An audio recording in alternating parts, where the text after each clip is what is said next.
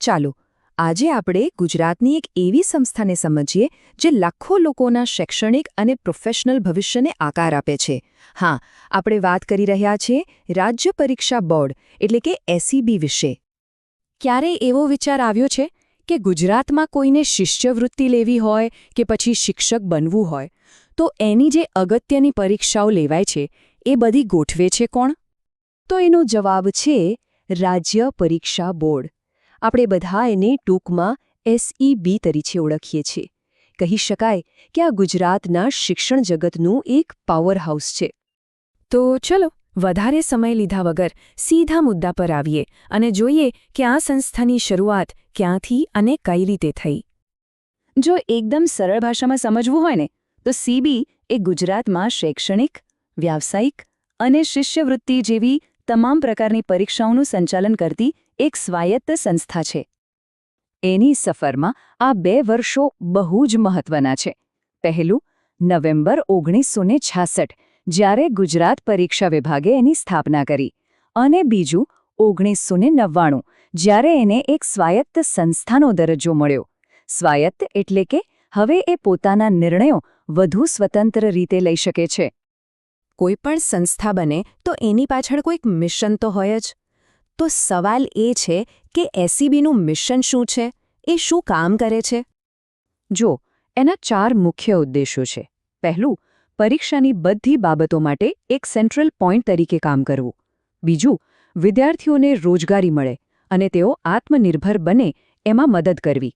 ત્રીજું, અને આ બહુ અગત્યનું છે, કોઈના પણ જ્ઞાન અને કૌશલ્યનું એકદમ સચોટ મૂલ્યાંકન કરવું. અને છેલ્લે, પરીક્ષાને લગતી બાબતો પર રાજ્ય સરકારને સલાહ સૂચનો આપવા. ઓકે, તો હવે સૌથી રસપ્રદ ભાગ. આ બધું કરવા માટે સેબી આખરે કઈ કઈ પરીક્ષાઓનું આયોજન કરે છે?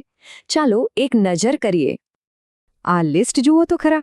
શિક્ષકોની પીટીસી પરીક્ષા હોય કે ફિઝિયોથેરાપી જેવા પ્રોફેશનલ કોર્સ, શારીરિક શિક્ષણ હોય, શિષ્યવૃત્તિની પરીક્ષાઓ હોય, ડ્રોઈંગ હોય કે પછી સંસ્કૃત પાઠશાળાની પરીક્ષાઓ હોય. મતલબ કે એસઈબી ગુજરાતના શિક્ષણ તંત્રના લગભગ દરેક ખૂણા સુધી પહોંચેલું છે. હવે આટલું મોટું કામકાજ સંભાળવા માટે એક મજબૂત સિસ્ટમ તો જોઈએ જ, બરાબર? તો ચાલો જોઈએ કે એનું વહીવટતંત્ર કેવું છે અને સમયની સાથે એણે કેવા આધુનિક સુધારા અપનાવ્યા છે. સેબીનું આખું સંચાલન ગુજરાત સરકાર દ્વારા નિયુક્ત કરાયેલા 13 સભ્યોની એક ટીમ કરે છે. અને આ જ ટીમ બોર્ડ માટેના બધા જ મહત્વના નિર્ણયો લે છે. જો, સમયની સાથે તો બદલાવવું જ પડે, અને પરીક્ષા સિસ્ટમ એમાંથી બાકાત નથી. સીબીએટી એ પણ એક સારી પરીક્ષા વ્યવસ્થા માટે ઘણા આધુનિક સુધારા અપનાવ્યા છે. અને આ સુધારા ખરેખર બહુ જ કામના છે.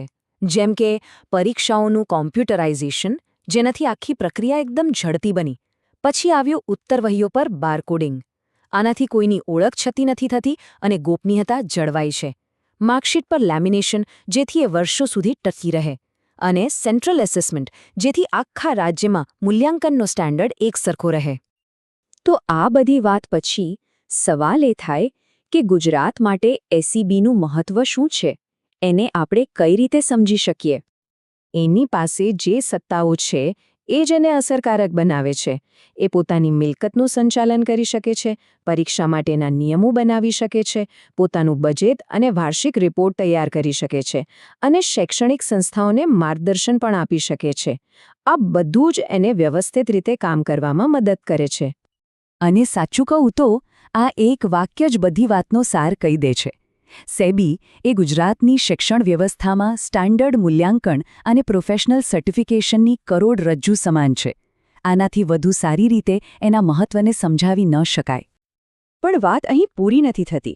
ભવિષ્ય તરફ જોતા એક સવાલ ચોક્કસ થાય કે ટેકનોલોજીની મદદથી પરીક્ષા અને મૂલ્યાંકનની આ સમગ્ર પ્રક્રિયાને હજી વધુ પારદર્શક, વધુ ઝડપી અને વધુ કાર્યક્ષમ કેવી રીતે બનાવી શકાય?